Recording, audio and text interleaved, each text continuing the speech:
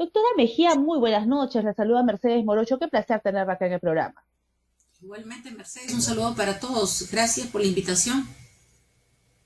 La doctora Beatriz Mejía, ustedes ya la conocen, es abogada constitucionalista, muy reconocida en el gremio de abogados. Y vamos a conversar, doctora Mejía, algo que está, bueno, en este momento, pues, se barajan muchos nombres, pero para usted, doctora, ¿cuál debería ser el perfil del futuro canciller? Qué buena pregunta, Mercedes, qué buena pregunta. Lo que pasa es que no se trata tanto de quién es la persona ideal para la Cancillería, digamos, abstraído este concepto de lo que es el gobierno al cual va a servir. De tal manera que habría que pensar en un canciller que además cumpla un rol en este gobierno, bastante difícil. ¿Por qué razón? Porque como ustedes, pues algunos deben haberse enterado, yo he tenido que denunciar, por ejemplo, la cooptación del poder gubernamental por parte del señor Vladimir Cerrón ante la Fiscalía de la Nación y ante todo su equipo de colaboradores que están prestándose para esto, ¿no? En realidad no lo deja gobernar al señor Pedro Castillo porque le condiciona una serie de cosas y la gente diría, bueno, ¿por qué le hace caso? Si él es el presidente de la República, varias personas me han dicho eso, y esto tiene que ver con un hecho cierto, que es que si tú estás bajo un secuestro político y estás amenazado, como además lo ha hecho públicamente, no solamente el señor Cerrón, su hermano Valdemar, el señor Guillermo Bermejo, que es congresista de la República, lo han amenazado con que si él se separa de Perú Libre va a ser el principio de su destrucción. Todo esto en un contexto en que vemos que van y vienen, ¿no?, los miembros del Foro Sao Paulo y que los están presionando y presionando específicamente al presidente de la República para imponernos una agenda soterrada que no fue parte de la campaña electoral ni a primera vuelta ni a segunda vuelta y que en este momento constituye una grave amenaza a la seguridad nacional. ¿Por qué? Porque la agenda del Foro de Sao Paulo, que parece buenota, ¿no?, que parece que busca la reivindicación de los pueblos originarios de América Latina, que busca, dice, forjar la patria grande, la patria grande de América, ¿no?, que desaparezcan las repúblicas independientes y soberanas para entrar a unas constituciones de repúblicas bolivarianas, ¿no?, de Perú, de Bolivia, de Venezuela, qué sé yo, de Cuba, repúblicas bolivarianas. Justamente ahora estuve escribiendo en la tarde mi columna que sale mañana en Expreso, publico todos los jueves mi columna, donde hablo de esto, sobre la constitución bolivariana. ¿Qué quiere decir ella con esta constitución bolivariana? Entonces, ¿por qué? Porque parece todo bueno, pero en realidad están sirviendo a la élite mundial que está desplegando una agenda colonizadora de las naciones de América y del mundo. Entonces, el canciller, vengo a tu pregunta, sumamente importante, pero es sumamente importante en el contexto de que pueda hacer algo, ¿no? Por ejemplo, que uno vaya de canciller de la República, pues sería un problema para este gobierno, que una persona que conoce todo esto y que no se va a prestar a esto, empiece a plantear posiciones independentistas y soberanas, no solamente frente al grupo del Foro Sao Paulo, el señor Morales, ¿no?, al señor Maduro, al señor Castro, sino que en general empiece a tener una actitud independentista y de condiciones igualitarias frente al trato ante todos los países que forman parte sobre todo del grupo duro de los países desarrollados que están en la OCDE, la Organización para la Cooperación y Desarrollo Económico con sede en París, que le llaman el Club de París. Entonces, estos países que ejercen dominio en la economía mundial requieren pues cancilleres, ¿no?, y gobernantes, presidentes de la República, digamos, que se sometan a lo que ellos están haciendo con el mundo, imponiendo un gobierno mundial a través de la ONU, sus organismos especializados, imponiendo la agenda política, económica, social, cultural, quebrando la moral de los pueblos, quebrando la estructura de autonomía de los pueblos y estableciendo un gobierno dictatorial que requiere dictaduras comunistas. Entonces, frente a todo esto, te digo, un canciller que se pelee con el propio gobierno que en este momento está, digamos, al mando del país, ya es bastante problema. Entonces, tu pregunta es bastante difícil de responder, porque yo creo que sí necesitamos un canciller con concepto de soberanía, de independencia, y no como todos los que hemos tenido en los últimos años desde el gobierno de Fujimori, que nos han sometido a la agenda de imposición del nuevo orden mundial, ¿no? Muy diplomáticos, ellos muy suavecitos, no se peleó con nadie, pero nos han sometido a la agenda de sometimiento mundial esta del nuevo orden, y que ha permitido justamente el avance del dominio económico principalmente, que ahora tiende a ser político y social en perjuicio de todos los peruanos. Entonces yo creo que hablar de un canciller idóneo implicaría también que el señor Cerrón, ¿no? Consiga un mandato de detención. ¿Por qué razón? Porque se lo ha ganado pulso por el hecho de estar en una actividad totalmente sediciosa y de traición a la patria, gobernando el Perú, no siendo él elegido en estas elecciones para gobernar el Perú. Entonces, es la flagrancia del artículo 45 de la Constitución, ¿no? Que dice que aquel que se arroga el poder para el cual no ha sido elegido, ¿no? Incurre en delito de sedición o de rebelión. Es aquel o grupo, o incluso grupo armado, policial, militar, que se arroga esta, digamos, prerrogativa de ejercicio para el cual no fue elegido, incurre en delito de sedición o de rebelión según sea el caso, lo que es concordante con el artículo 347 del Código Penal.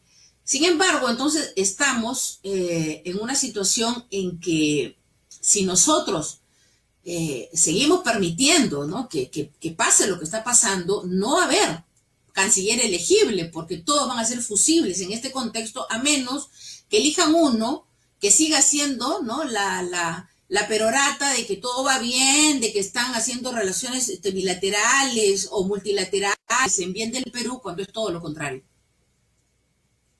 Doctora Beatriz Mejía, el día de hoy, en esta ceremonia por el bicentenario de la creación del Ejército Peruano, hemos escuchado nuevamente al presidente Castillo, que habla acerca de reiterar este llamado a luchar contra las desigualdades que tiene el país y sobre todo contra la lucha contra la pandemia y la pobreza, pero vemos aún que la sensación del pueblo peruano que, digamos, hoy en día no se continúa con la vacunación como debería de ser. Claro, esto es un arrastre que viene de esta anterior gestión que acaba de salir, que es del presidente Sagasti, ¿no? Pero que no se va a continuar la vacunación. Vemos que también profesores se están contagiando, los niños no pueden retornar a clases, la subida de los precios de los alimentos, también, digamos, la otra facción que se siente disconforme con los resultados porque no, según ellos, pues, no, bueno, ha habido un fraude para unos aún no comprobado, ¿no? Para ser imparcial, digamos, en el tema, ¿no?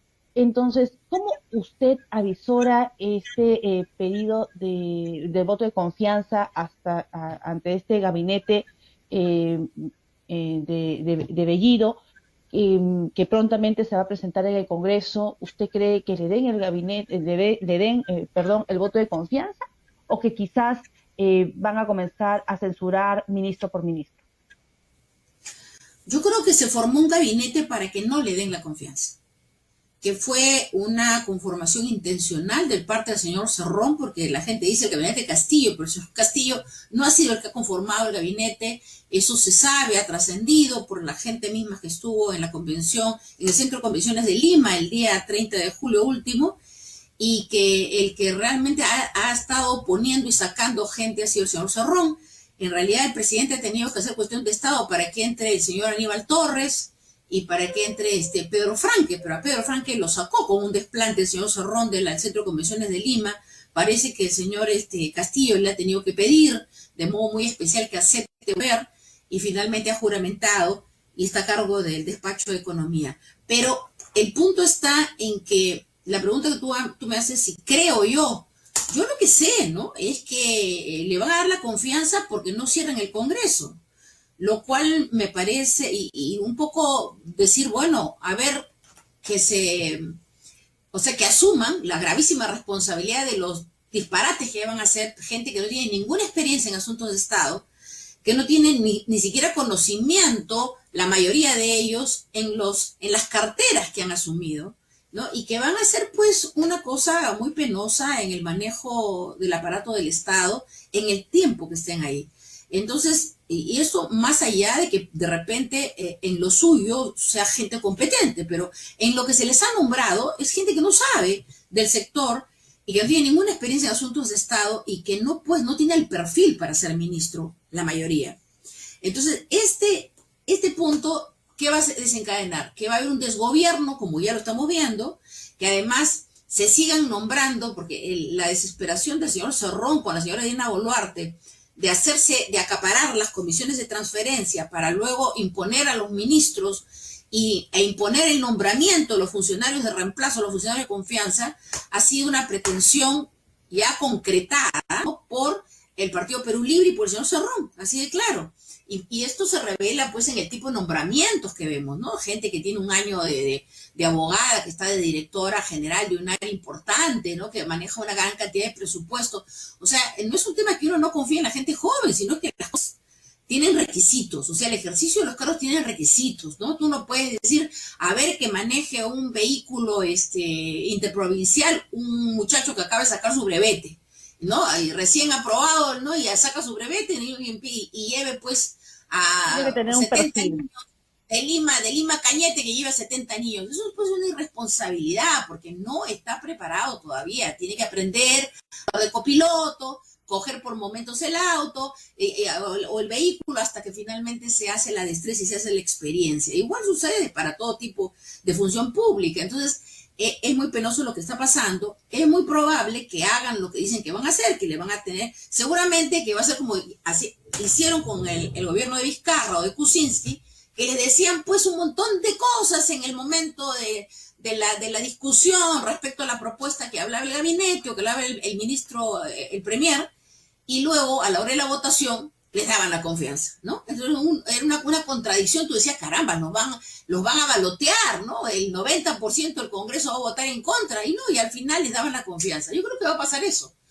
Y que muy probablemente van a estar, pues, fiscalizándole por encima del hombro a todos hasta que empiecen a interpelar uno por uno, ¿no? Eso es lo que creo que finalmente podría pasar. Doctora, se están recolectando las firmas, un grupo de congresistas, para censurar por los cuestionamientos al nombramiento, la legalidad del nombramiento del ministro del Interior, Juan Carrasco. Igualmente, ¿cree que prospere este tema o es que simplemente al final lo dejarán pasar? Bueno, yo creo que van a empezar a ver este tipo de manifestaciones, no solamente con este ministro, sino con varios otros, ¿no? En que la ciudadanía está muy incómoda porque en realidad no solamente, no es que no tengan los requisitos, sino que tienen incompatibilidades. Entonces, esto hace mucho más grave el asunto, ¿no? Por ejemplo, tanto en defensa como en el interior, tú tienes que respetar, pues, ¿no? La jerarquía militar, la jerarquía policial.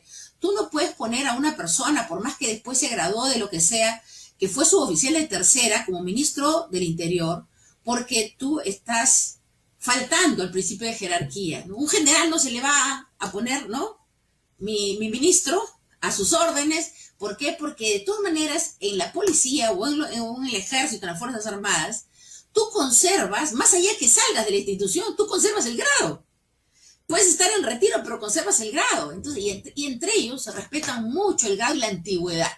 Como por ejemplo entre los abogados, ¿no? La antigüedad es clase, dicen en el Poder Judicial y el Ministerio Público.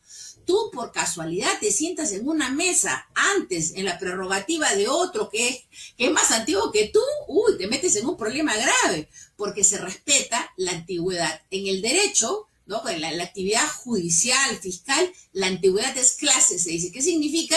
Que es el que te preside, el más antiguo te preside. Entonces, por eso a veces yo me río mucho de los abogados más jóvenes que se ponen pues en plan celosón, como estos chicos, caracho, no se han aprendido a limpiar los mocos con su código, ¿no? Y están queriendo cuestionar lo que uno dice cuando uno pues tiene muchísimos años de abogada. Yo ya cumplió 40 años de abogada, y entonces, pero parezco joven, ¿no? Y entonces los chicos estos dicen, ay, que no, empiezan a discutirte cosas, y digo, se han olvidado el concepto del respeto, ¿no? Al abogado que te preside, ¿no? Hay abogados que en este momento están en el 60.000, no sé cuántos abogados son solamente en Lima, Yo pues votando con los abogados ya de la mesa que ya prácticamente han desaparecido, sigue la siguiente mesa, hoy soy 9.331, ¿no? Yo me gradué en 1980 de abogada y me incorporé al Colegio de Abogados en 1981.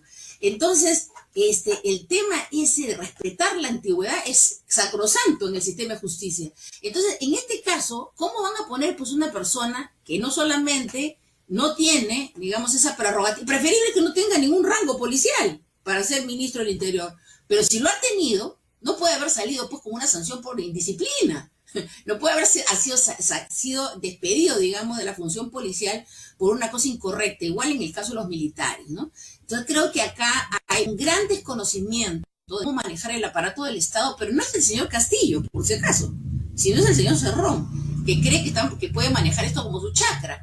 Entonces yo espero que la Fiscalía de la Nación tome las cartas en el asunto. Yo, felizmente que la Fiscalía muy diligentemente ya ha dispuesto la apertura de investigación en relación a la denuncia que se ha hecho sobre delito de sedición, traición a la patria, extorsión, delito contra la fe pública y defraudación. De todo este concierto del señor Cerrón y sus colaboradores en agravio del Estado, en agravio del presidente de la República, y que espero que esto implique pues el dictado de medidas cautelares lo más pronto posible para corregir esta situación. Doctora Beatriz Mejía, vamos a dejar como para una próxima entrevista lo que acaba de decir justamente acerca del Colegio de Abogados de Lima, pero eso lo vamos a ver si de repente lo agendamos para el día lunes, algo importante para arrancar, sobre eso lo vamos a dejar como una pregunta, ¿no? Sobre no cumplimiento del deber constitucional del Colegio de Abogados de Lima, porque nuevamente se suspendieron las elecciones que se iban a dar este 25 de agosto, es decir, ya esto ya no tiene nombre, pero en fin, lo dejamos, doctora, para una próxima entrevista de un análisis constitucional e independiente como es el suyo. Le agradecemos mucho por la participación en el programa. Buenas noches. Muy buenas noches. Ha sido la doctora Beatriz Mejía, abogada constitucionalista.